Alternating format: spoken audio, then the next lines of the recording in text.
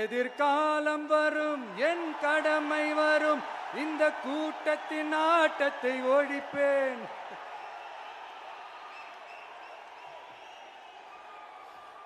மக்கள் அரசியல் என்ற அந்த சவுக்க கையில் எடுக்கலாமா? யாருக்கு எதிரான தானே கேட்கிறீங்க? வேற யாரு? மறைமுக உறவுக்காரர்களான பாசிச பாஜகவும் பாய்சன் திமுகவும் தான். மாண்புமிகு பிரதமர் நரேந்திர மோடிஜி அவர்களே, 3வது முறையா ஒன்றியத்தோட ஆட்சி அதிகாரத்தை நீங்க தானே கையில் வச்சிருக்கிறீங்க. இல்ல, நாங்க தெரியாம தான் கேட்கிறோம். நீங்க ஆட்சிக்கு வந்தது ஒட்டுமொத்த மக்களுக்கும் நல்லது செய்யவா, இல்ல நம்மளுடைய இந்த இஸ்லாமிய நண்பர்களுக்கும் இஸ்லாமிய தோழர்களுக்கும் எதிராக சதி செய்யவா? மக்களுக்கு உங்ககிட்ட கேட்கறதுக்குன்னு ஏராளமான கேள்விகள் இருக்குது.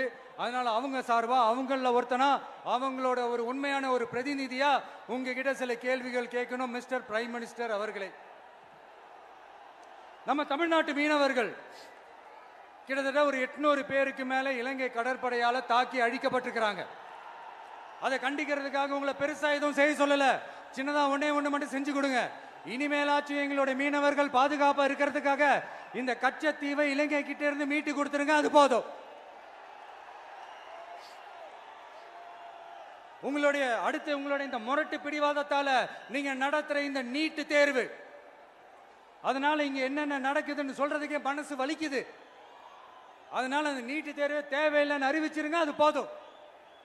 செய்வீர்களா திரு நரேந்திரபாய் தாமோதர் மோடிஜி அவர்களே? எங்களுக்கு என்னென்ன தேவையோ, என்னென்ன நல்லதோ அதெல்லாம் செய்ய மாட்டேங்கிறீங்க. ஆனா ஆட்சி அதிகாரத்தை மட்டும் கையில வச்சுக்கிட்டு மக்களை ஏமாத்த நேரடியாக ஒரு பாசிச பாஜக அடிமை கூட்டணி ஒண்ணு. அடுத்து உங்களோட இந்த மைனாரிட்டி ஆட்சியை ஓட்டுறதுக்காக மறைமுகமாக RSS அடிமை குடும்பம்னு இன்னொரு கூட்டணி. இப்படி மக்கள் சக்தியே இல்லாத இந்த ஊழல் கட்சிகளை மிரட்டி அடிபணிய வச்சு 2029 வரைக்கும் சொகுசு பயணம் போயிடலாம்னு திட்டம் தீட்டி வச்சிருக்கிறீங்க. அதானே ஜி? என்ன ஜி? ஒண்ணு மட்டும் சொல்றேன், தெரிஞ்சுக்கங்க.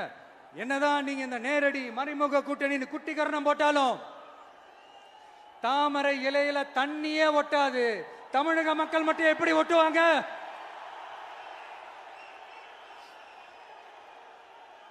இங்க ஒரு MP சீட்டு கூட தரலன்றதுக்காக தமிழ்நாட்டுக்கும் தமிழ்நாட்டு மக்களுக்கும் எதுவுமே செய்யாம ஓரவஞ்சனை செய்யுது இந்த ஒன்றிய பாஜக அரசு. சங்கம் வச்சு தமிழ் வளர்த்த மண் இந்த மதுரை மண். அதனால இங்க அந்த கீழடியில கிடைச்ச ஆதாரங்களை எல்லாம் மறைச்சிட்டு எங்க நாகரிகத்தையும்